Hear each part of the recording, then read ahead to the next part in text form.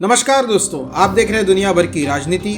आशा करता हूं कि आप सब अच्छे होंगे। वीडियो का थंबनेल देखकर आप समझ ही गए होंगे कि आज हम बात करने वाले हैं योगेंद्र यादव जी के बारे में। यही योगेंद्र यादव जी कभी खुद को राजनीतिक रणनीतिकार कहते हैं। इनकी खुद की पॉलिटिकल पार्टी भी है। कभी कभी ये राजनीतिक पार्टियों को अपना विश्लेषण भी बेचते हैं। तो यही योगेंद्र यादव जी हाल ही में महाराष्ट्र के अकोला जिले में कुछ लोगों को संबोधित कर रहे थे और वहां पर महाराष्ट्र की एक राजनीतिक पार्टी है VBA, वंचित बहुजन आघाड़ी, उनके कार्यकर्ताओं ने इनके उस कार्यक्रम को ना कि बल्कि खंडित किया, बल्कि बात इस हद तक आगे बढ़ गई थी कि उन्होंने योगेंद्र यादव जी पर हमला भी कर दिया। अब अगर आप ये सोच रहे होंगे कि यह पार्टी RSS या BJP या हिंदुत्ववादी विचारधारा की है, तो बिल्कुल नहीं दोस्तों।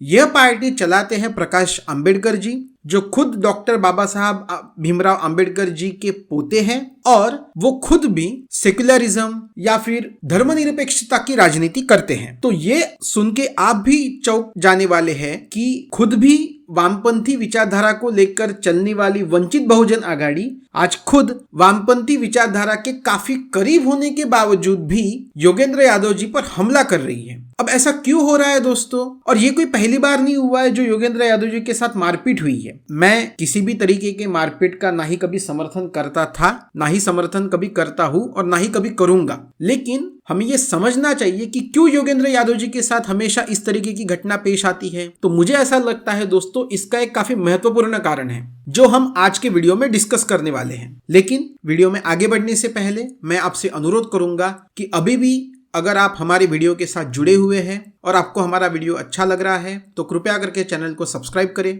वीडियो को लाइक करिए, शेयर जरूर करिए और अपने सुझाव जरूर कमेंट बॉक्स में लिखिए ताकि हमें और आगे बढ़ने में आसानी होगी। धन्यवाद दोस्तों। चलिए दोस्तों, फिर वीडियो की तरफ आगे बढ़ते हैं। जो सबसे बड़ा कारण है जिससे योगेंद्र यादव जी के साथ हमेशा इस तरीके की मारपीट होती है, उसकी सबसे बड़ी समस्या वो खुद है। और मैं ये इसलिए कहता हूं क्योंकि योगेंद्र यादव जी की समस्या है कि वो खुद के हिसाब से नैरेटिव सेट करना चाहते हैं। उनको ये लगता है कि वो खुद चुनाव के इतने अच्छे रणनीतिकार हैं और बाकी सभी चुनावी रणनीति को वो इतने अच्छी तरीके से, इतने अच्छे ढंग से समझते हैं, जिसकी वजह से वो काफी बार चुनावी रणनीति का बहुत ही गलत और वास्तविकता से बिल्कुल विपरीत ऐसा विश्लेषण कर देते हैं। और वो अगर गलत विश्लेषण करते भी हैं तो उसको सुधारने की जगह उस गलत विश्लेषण को सही बताने में वो अलग अलग तर्क ढूंढने लग जाते हैं, या फिर कभी कभी तो वो इस तरीके के तर्क दे भी देते हैं। और जब वो इस तरीके के तर्क, इस तरीके का गलत विश्लेषण जनता के सामने पेश करते हैं तो एक जो बड़ा तबका है, जो वामपंथी विचारधारा का है, जो सेक्युलरिज्म की विचारधारा का है, जो आप कह सकते हो कि BJP विरोधी विचारधारा का है, जो उन्हें मानता भी है, जो आज तक उन पर भरोसा रखता भी है, एक तरीके से उस भरोसे के ऊपर भी वो खड़े नहीं उतरते हैं।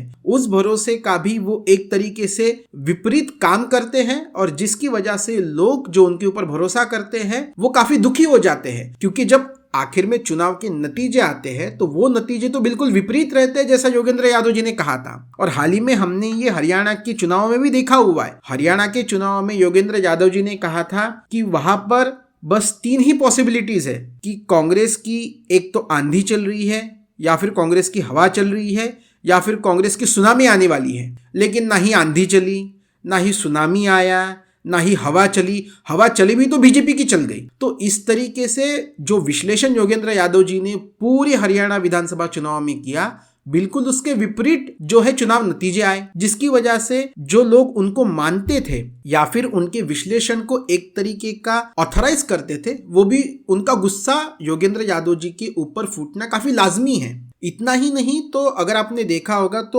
अपने विश्लेषण को सही ठहराने के लिए वो इतने जो तर्क देते हैं, उस तर्क का बस एक ही विमर्श होता है कि BJP के खिलाफ किस तरीके से लोग हैं इसको दिखाना। मतलब काफी बार तो जहां तक सुनने में आया है कि हाल ही में उन्होंने कांग्रेस के कुछ नेताओं को भी इलेक्शन के लिए असिस्टेंस किया था, उनको सपोर्ट किया था, उनको एक तरीके से डेटा और आंकड़े बताए थे। लेकिन वो अपने डेटा और आंकड़ों को BJP के खिलाफ दिखाने के लिए इतना मशगूल हो गए थे कि उन्हें ये पता ही नहीं चला कि उनके डेटा और आंकड़े और वास्तविकता कभी मेल ही नहीं खाती थी। तो एक तरीके से अगर आप देखोगे तो उनके डेटा और आंकड़ों पर से अगर उनकी जो विश्वसनीयता है वो तो खत्म होती है, लेकिन इसके साथ साथ जो अपोजिशन पार्टी है जो चुनाव में जाती है, खास करके अगर आप कांग्रेस की बात कर ले या फिर जो बीजेपी के खिलाफ चुनाव में जाती है, अगर उनको इस तरीके का गलत डेटा मिलेगा, उनको गलत आंकड़े बताए जाएंगे, तो वो किस तरीके से बीजेपी के खिलाफ लड़ेगी? वो तो लड़ ही नहीं पाएगी, क्योंकि उन्हें हमेशा ये लगता रहेगा कि जनता बीजेपी के खिलाफ है तो वो हमें वोट दे ही देगी। लेकिन ऐसा होता नहीं है। आखिरी वक्त तक, चुनाव के वक्त तक बीजेपी